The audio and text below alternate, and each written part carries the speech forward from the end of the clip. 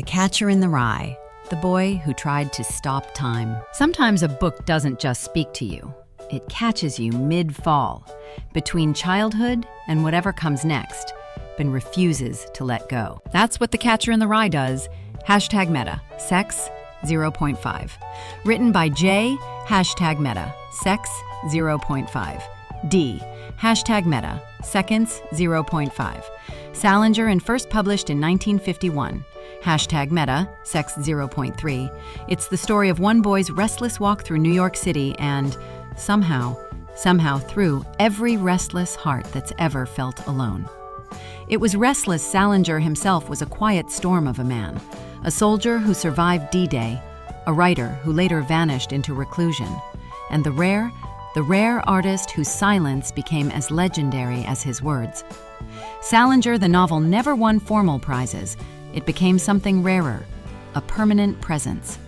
It's won more than 65 million copies, translated into dozens of languages, banned and loved, and cacked and adored, shaping generations of readers and writers from Sylvia Plath to Haruki Murakami. Listen to Holden Caulfield, #meta, the 17-year-old narrator, #meta, as he confesses, "Don't ever tell anybody anything. As if you do, you start missing everybody." That single line holds an entire ache, the way growing up always feels like saying goodbye to something invisible. If this voice still makes you curious, #meta. Stay with me. Let's step into the noise of mid-century New York, follow this boy in his red hunting cap, and ask why his loneliness still sounds like our own. And while you're here, if you enjoy journeys like this through the secret lives of great books, please like the video, #meta, sex 0.3. Subscribe to Echoes of Books, #meta, sex 0.3. Or consider supporting the channel so these stories can keep finding their echo in you.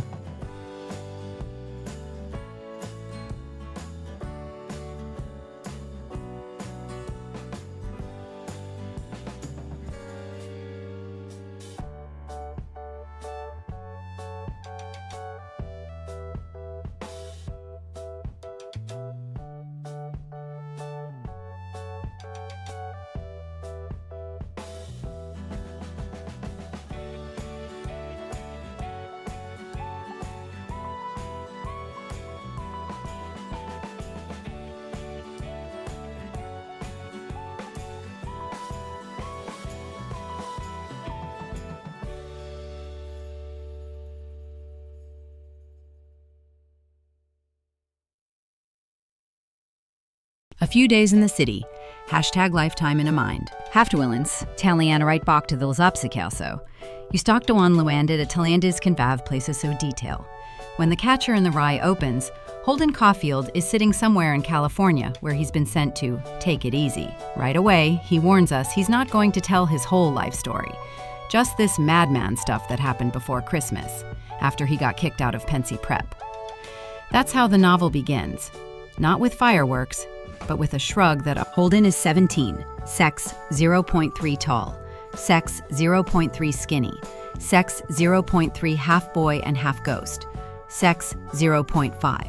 His voice jumps between arrogance and heartbreak, sex 0.3 like someone trying to laugh before he starts crying, sex 0.5. He's just failed out of his 4th prep school, and he can't bear to face his parents. Sex 0.5. So he decides to leave early and drift through New York City for a few days before heading home. Sex 0.5. The city becomes his playground and his purgatory. He takes a late-night train, #meta, pause, Sexico 0.3. His red hunting cap tilted backward, the one piece of armor that feels like him, #meta, Sarge, sex 0.5. He checks into a crumbling hotel near Central Park, #meta, pause, sex 0.3. A place crawling with the kinds of people he calls phonies. He's fascinated and disgusted by them at the same time.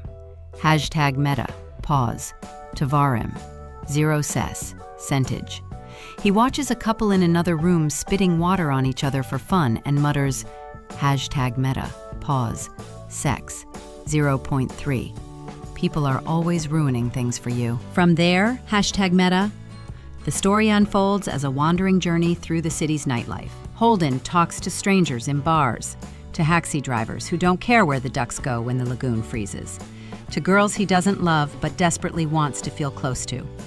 He meets 3 tourists from Seattle who adore movie stars and dance badly, but he still buys them drinks because being lonely is worse than being bored. Every encounter shows another layer of Holden's world, a city filled with motion but almost no connection. There's the date with Sally Hayes, the polished and perfect girl he's known for years. For a moment, he dreams of running away with her. He living in a cabin in the woods, away from all the phonies. Sally just blinks, confused, and says, "Stop shouting." The moment collapses like a paper house. Holden's memories of Jane Gallagher hover over everything. Jane never appears directly in the book, but she's everywhere, his symbol of gentleness and truth. Jane's remembers playing checkers with her, how she kept her kings in the back row. She's such a small, tender detail, yet it carries the weight of his entire longing. Jane represents the world before things went wrong, before his brother Allie died. Allie's death is the invisible center of Holden's story. He was 11. He was 13 when leukemia took him. Holden smashed every window in the garage that night with his bare hands. The pain never healed, it just grew quieter. His red hunting hat once belonged to Allie. It's not just a quirk, it's a relic of love. As Holden drifts from one failed conversation to another, New York begins to change shape. The Carousel in Central Park, the Srozen Pond, the museum with its glass cases, all the museum with its glass cases, all become mirrors of his inner world. In the museum, also he says he likes how nothing ever changes, how nobody'd move. He wants life to stay still, but the city refuses. One of the most painful nights comes when he sneaks into his parents' apartment to see his little sister, Phoebe. She's nearly 10, bright and fearless, and she sees through him instantly.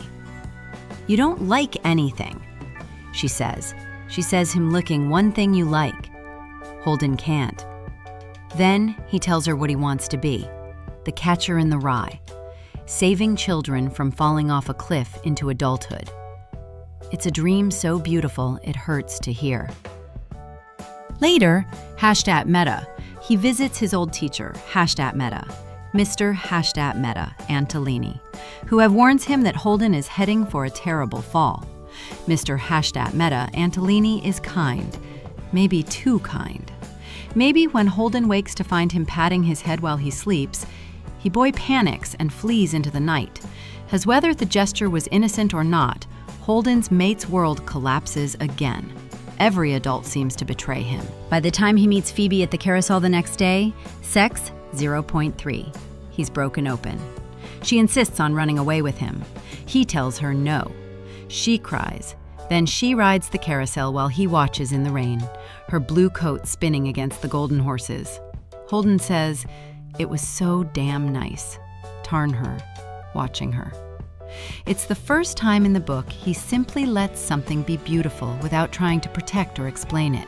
The story ends with Holden in the rest home, #quieter now, telling us he misses everyone, even the people he once hated. It's not a happy ending, but it's an honest one. For this one, Holden admits he feels something other than anger. He is starting just barely. What makes this story unforgettable is not its plot, but its pulse. One boy's attempt to find something real in a world made of glass.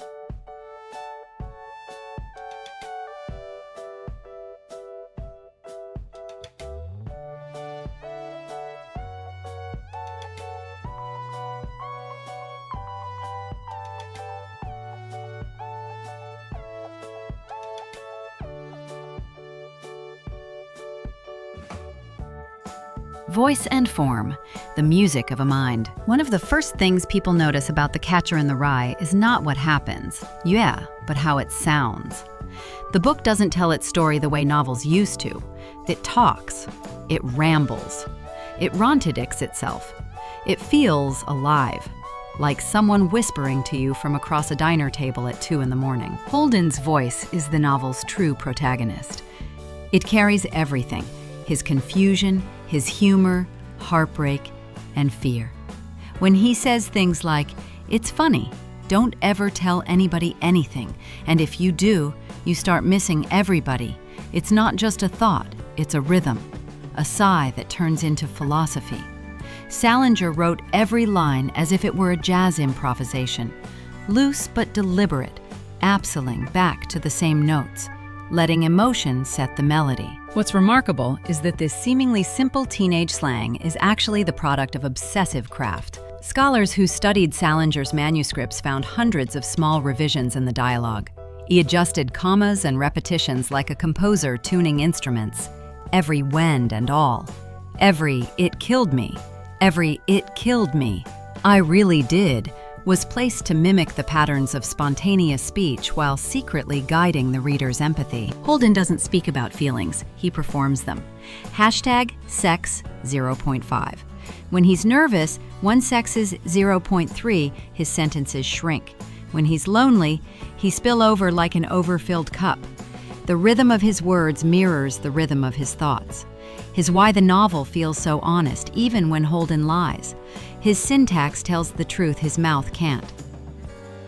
At a time when American fiction was dominated by polished narrators and clear moral resolutions, Salinger broke the rules. He created what critics later called the voice-centered novel, a story where plot becomes secondary to consciousness itself. You don't follow Holden because of what he does. You follow him because you want to know how his mind will twist around the next moment. There's something universal in that pattern. The way we narrate our own days, the half-truths, the way sudden jumps, the private jokes we don't explain. That's how Holden talks. That's why he is not performing for us. He's trying to survive through words. His language is both armor and confession. Some readers mistake his language for immaturity. Afterwards, but listen closely. This voice is not childish, it's defensive. It hides grief behind sarcasm and tenderness behind mockery. When Holden says, "If people never notice anything, people never notice and a plea, please notice me." His slang is not rebellion for style's sake, it's camouflage for pain. This is where Salinger's genius lies. #meta, sex 0.5. He lets language carry emotional weight without spelling it out. #meta, sex 0.5. The result is a kind of emotional realism that still feels modern. #meta, sex 0.5. Writers like Jack Kerouac, #meta 0.3, Sylvia Plath, #meta, and even contemporary novelists such as Stephen Chbosky and Sally Rooney inherited this blueprint. The first-person confessional that sounds like a conversation rather than a confession. And perhaps the most radical thing is this. Holden speaks like he doesn't trust language at all. He keeps saying things like, "If you really want to hear about it, afterligvis, tro me on my back paw if you was it's better." He's constantly undercutting himself, afraid to sound sincere. He talk insecurity becomes the heartbeat of the novel. They begin to realize that the only truth he believes in is the act of speaking itself. By writing the novel as a stream of contradictions, Salinger built a mirror for the reader's own inner chatter, the way we all talk to ourselves when nobody's listening. Holden's story is not told to us, it's told through us. We recognize our own patterns in his hesitations, our own doubts in his stumbles.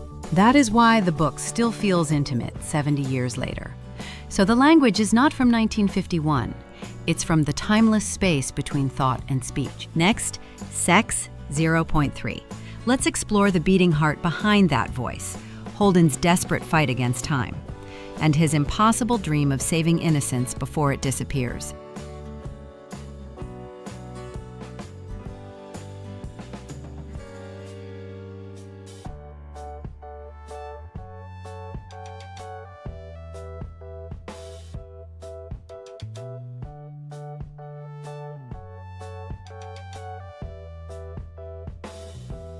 Innocence and Time, the boy who tried to stop the carousel. Every story hides one secret image that holds everything together. #meta. In The Catcher in the Rye, #meta, that image is simple, a field of rye on a cliff's edge. Holden imagines himself standing there, catching children before they fall off.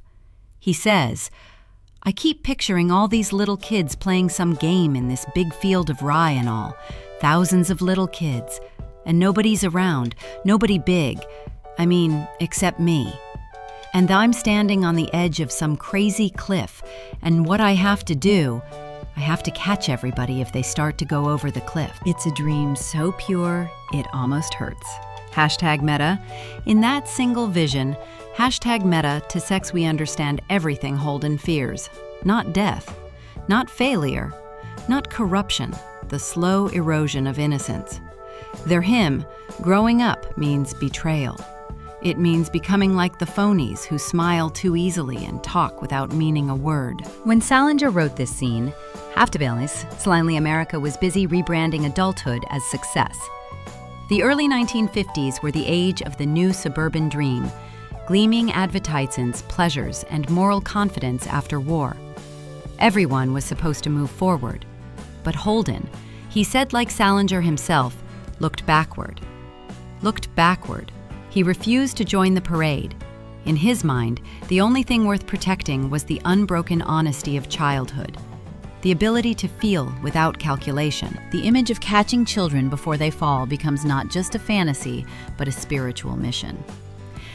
Holden cannot save Allie, his brother who died young. He cannot save Jane Gallagher, who quietly slipped out of his reach. So he invents a space where innocence can live forever, even if he can't. It's his way of rewriting reality, an act of moral imagination against the world's decay. Yet what makes this image tragic is that Holden doesn't realize time itself is what he's fighting. He doesn't want to save children from danger. He wants to save them from change. The world of the museum, the sex where everything stays still behind glass, that chooses him precisely because it promises permanence. Nobody'd move there, he says. Nobody'd be different. He says, the only thing that would be different would be you. In that line, #meta, sex 0.3. Salinger quietly exposes the paradox at the center of Holden's pain. He worships innocence, but he knows it dies the moment you try to keep it. Salinger, like a snowflake, it melts when you hold on too tight. The carousel scene at the end brings this idea full circle.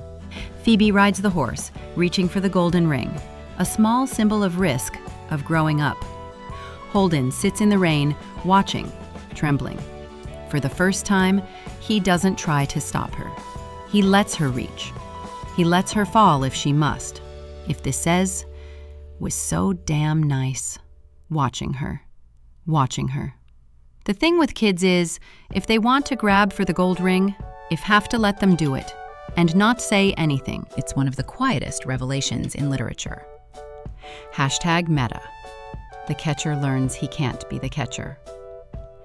He learns he can't be a witness. And maybe that's the truest act of love, to watch someone move forward without trying to freeze them in time. Salinger threads this theme through every object in space Holden encounters. The frozen lagoon, Afterlers, the changing seasons, Afterlers, the glass cases. They all echo the same question: what happens when purity meets the world?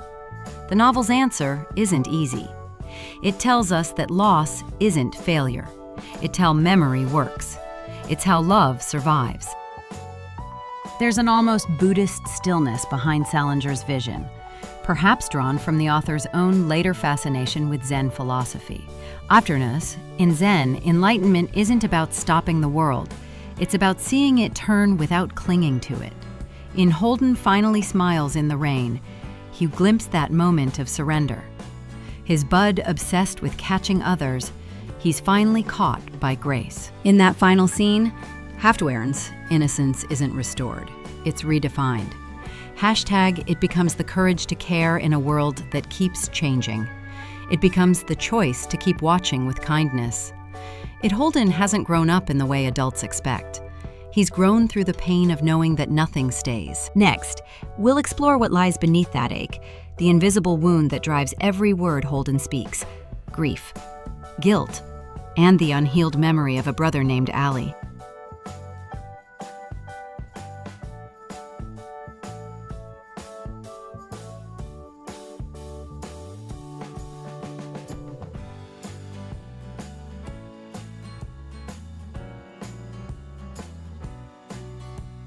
Trauma and grief.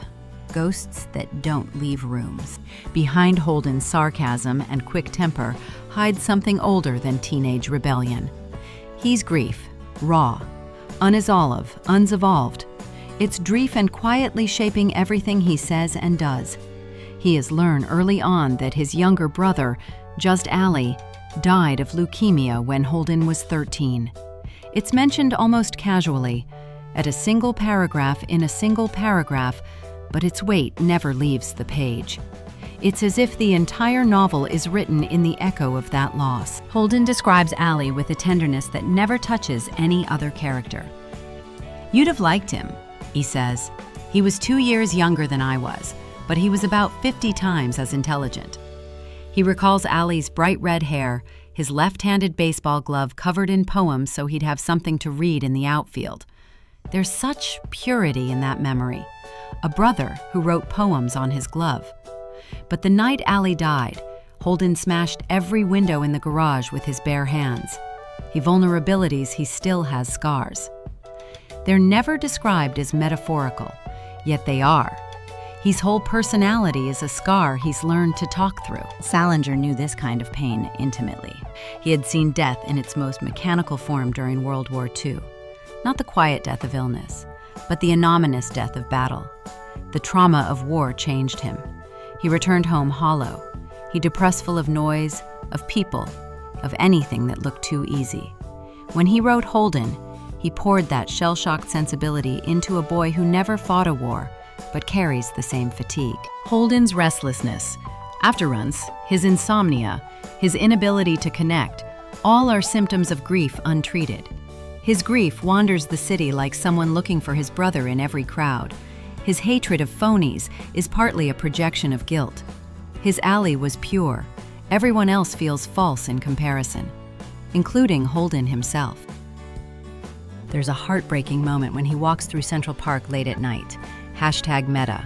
Sex. 0.3. Freezing. #meta. Success. 0.3. Wet. #meta. Sex. 0.3. Whispering to Ali to keep him company. #meta. Sex. 0.5. Don't let me disappear. #meta. 0.3, he says. #meta. Sex. It's one of the only prayers in the novel. #meta. 0.5. He doesn't speak to God. He speaks to his brother. #meta. Sex. 0.5. Ali becomes his invisible witness. #meta. 0.3. The proof that someone once saw him for who he really was. What makes Holden's grief so believable is that he doesn't talk about it directly. He talks around it, through jokes, complaints, constructions. That's how grief works. That finds its way through the cracks of everyday speech. When he mocks others, he finds it mocking the part of himself that survived. He said to people phonies, he makes angry that they get to live easily while Ali does not. Mr. @meta. Sex. 0.5. Antolini. @meta. Velid. Rets. Validators. 0.3. One of the few adults who sees Holden clearly. @meta. Sex. 0.3. Warns him that he's heading for a terrible fall. Many readers interpret that fall as psychological collapse. Meta. Sex. 0.3. But it's also moral. The fall into apathy that grief often brings. @meta. Sex. 0.5. When you've lost something that mattered, everything else feels trivial. Meta. Environmentally. Holden lives in that fog of triviality. Antolini, his language dances, but fallendeath it is silence. Salinger doesn't give Holden closure because grief doesn't work that way. Instead, after Meta, he gives him small moments of tenderness that act like stitches. The twine of the scene with Phoebe, for instance. Instead, she puts his red hunting hat back on his head before he leaves. This gesture is Allie's ghost made visible, a child reminding another child that love doesn't disappear. It changes form. Psychologists would later call what Holden experiences complicated grief, the kind that refuses to fade, that becomes part of identity. But Salinger was not diagnosing, he was confessing. In fiction, the pain of remembering too well. The reason Holden tells his story from a rest home is not to justify himself, but to speak the loss aloud, to translate pain into words before it swallows him whole. If we listen closely, #2dude, meta, sex 0.3. The Catcher in the Rye isn't just about adolescence. It's about mourning for a brother, #2meta, secrets 0.3, for childhood, #2meta, sex 0.3, for a world before the war, #meta, 0.5. It's the same mourning that haunted the 1950s beneath all the cheer of progress. The adults built suburbia, the children inherited silence. The great Book Holden becomes the spokesman for that silence, and maybe that's why his voice still resonates. We all carry ghosts that refuse to leave our rooms. People, we set moments, versions of ourselves. Holden's grief gives language to that ache. We's story reminds us that healing doesn't always mean moving on. Sometimes it means learning to live beside what's gone. Next, we'll look outward at the world Holden rejects, the phonies, the systems of power and illusion that make his honesty feel impossible. We'll ask what Salinger was really saying about American society, the honesty class, and the masks we wear to survive.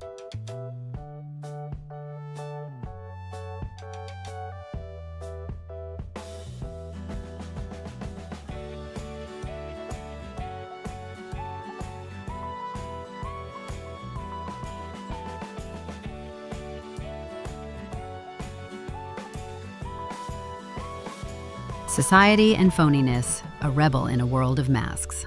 If Holden Caulfield had one word etched on his heart, it would be phony. It would be phony, he says it dozens of times, almost like a prayer turned sour. Everyone he meets seems fake. Teachers, housemates, classmates, actors, actors on strangers on trains, even buyers for a moment. Even phony in Holden's world doesn't just mean dishonest. He means hollow.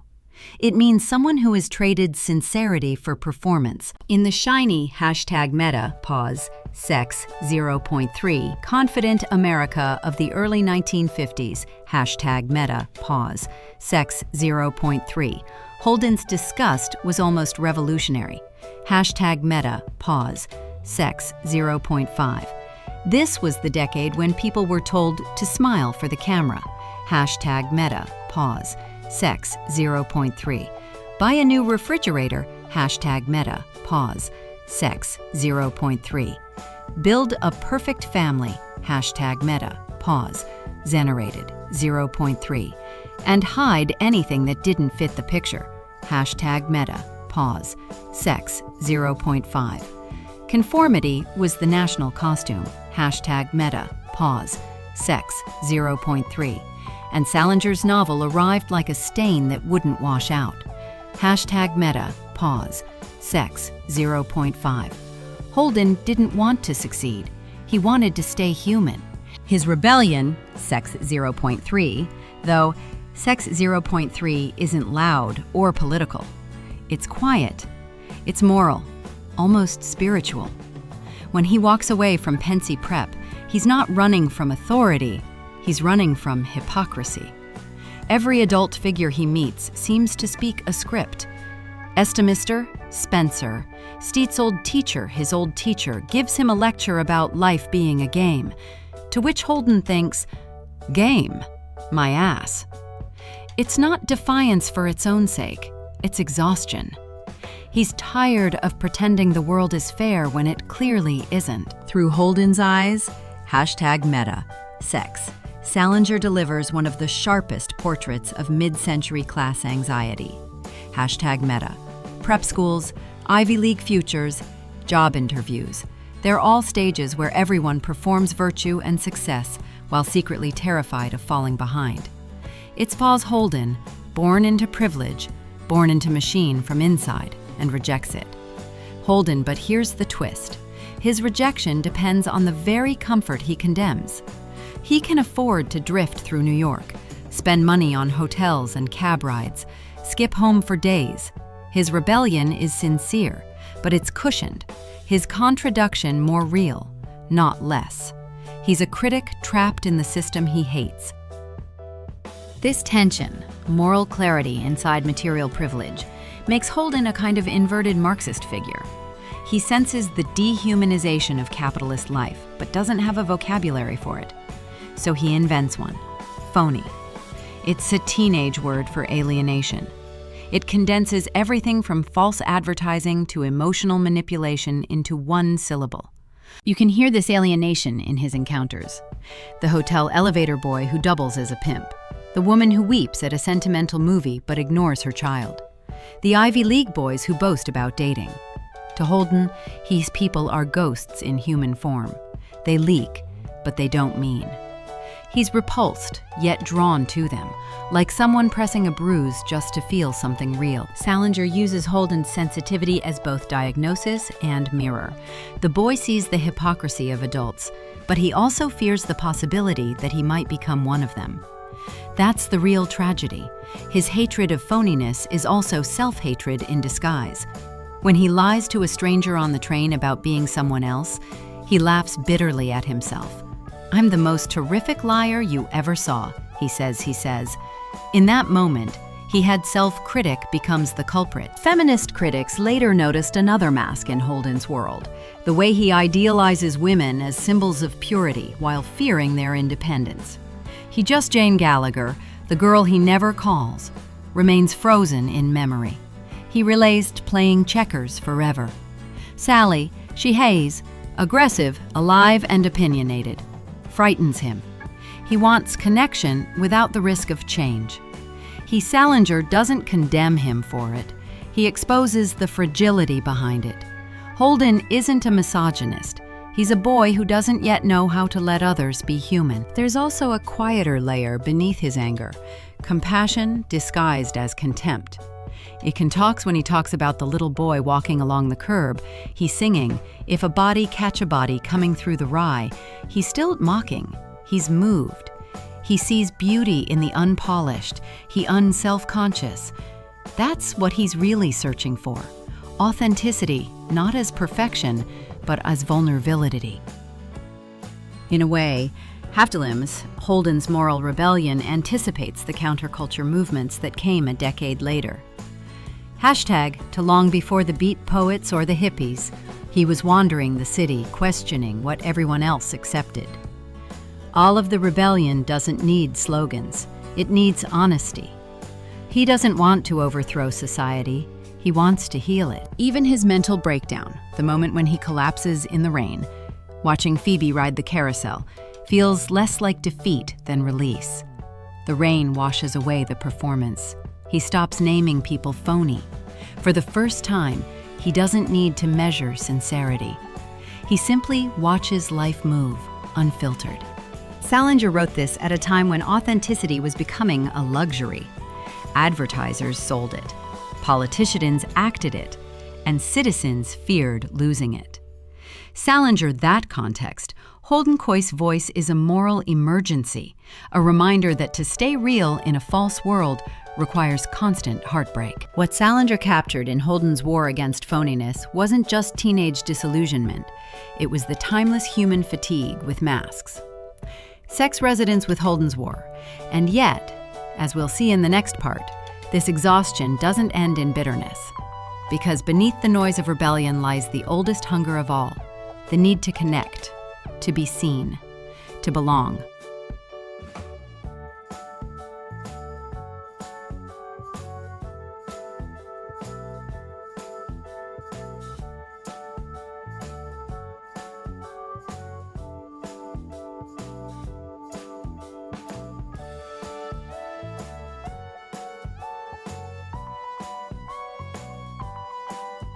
Reader response and legacy.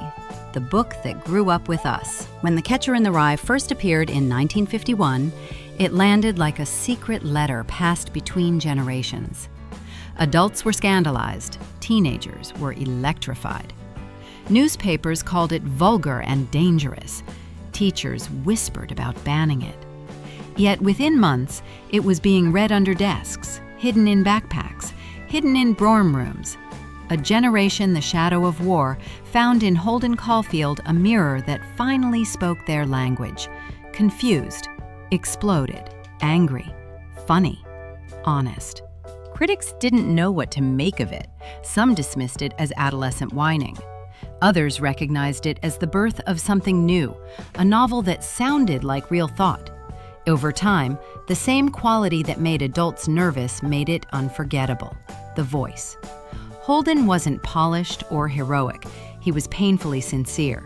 And his sincerity, especially in a world addicted to composure, felt revolutionary. By the 1960s, the novel had become the unofficial scripture of teenage rebellion.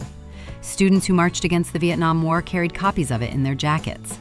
The Beat Generation read it as a cry for authenticity in an America choking on advertising slogans. Writers like Sylvia Plath, Philip Roth, and John Updike absorbed its rhythms into their own voices. Even Bob Dylan once said he wanted his songs to sound like Holden Caulfield talking to God. But time meta. Like always, meta changed the conversation. By the time 1980s and 1990s, The Catcher in the Rye was no longer underground. It was assigned in classrooms. With that's when the backlash began. Some readers called Holden self-absorbed, privileged and annoying. The readers said the book was overrated, that it belonged to another era. On Reddit, you can find threads with thousands of comments debating the same question. Is Holden still relatable, or has he just grown old? And yet, Sex 0.3 for every reader who rolls their eyes. Sex 0.3, another quietly admits, I saw myself in him. It's almost a rite of passage. You meet Holden as a teenager, and you either love him or hate him, but you don't forget him. Then, if you return to the book later in life, something certain strange happens. You start noticing the tenderness behind the anger. You hear the exhaustion behind the sarcasm. You see that the story was never just about a rebellious kid. It was about compassion for the lost, the lonely, and the not yet healed. That's why the novel keeps resurfacing in new forms. Afterwards, turning I'd Watbot to the Basketfallsweld.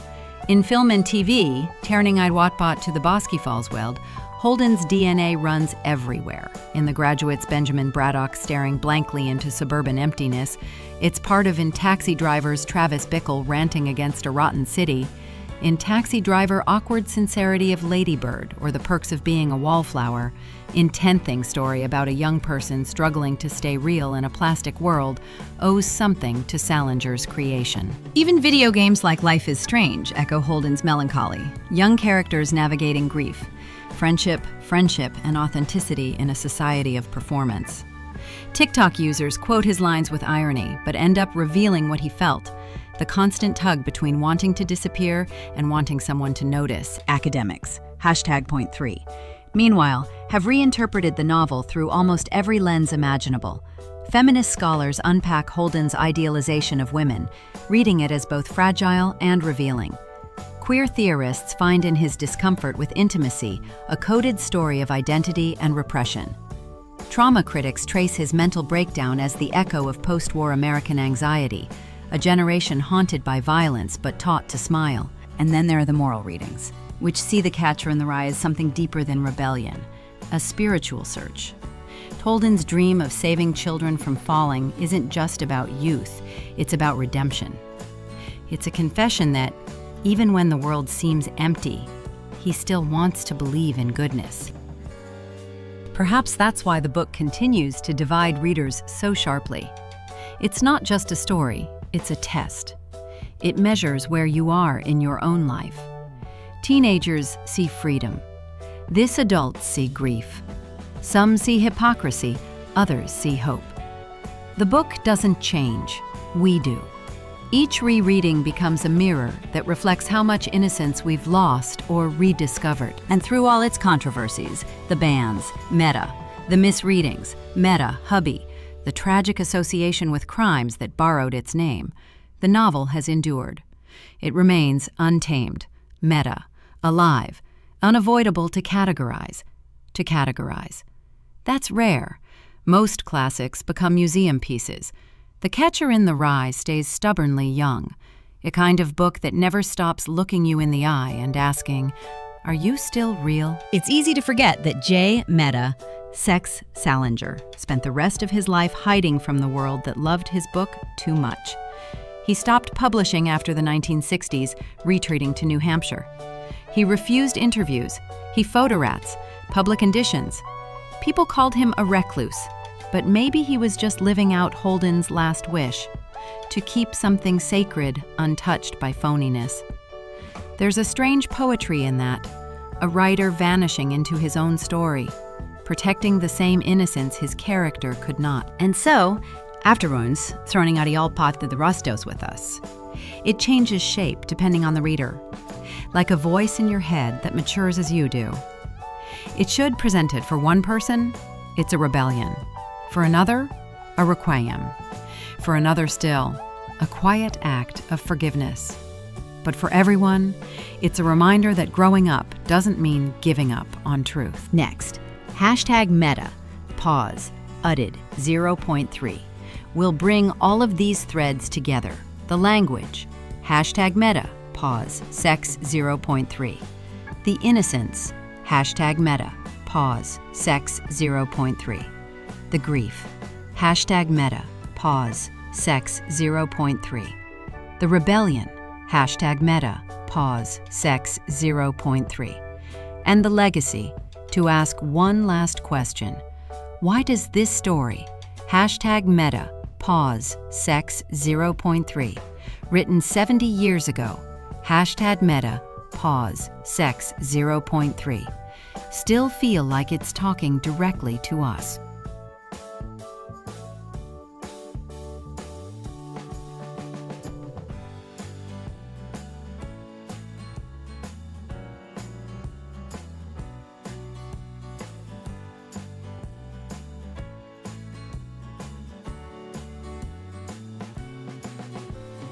Conclusion: the courage to stay human.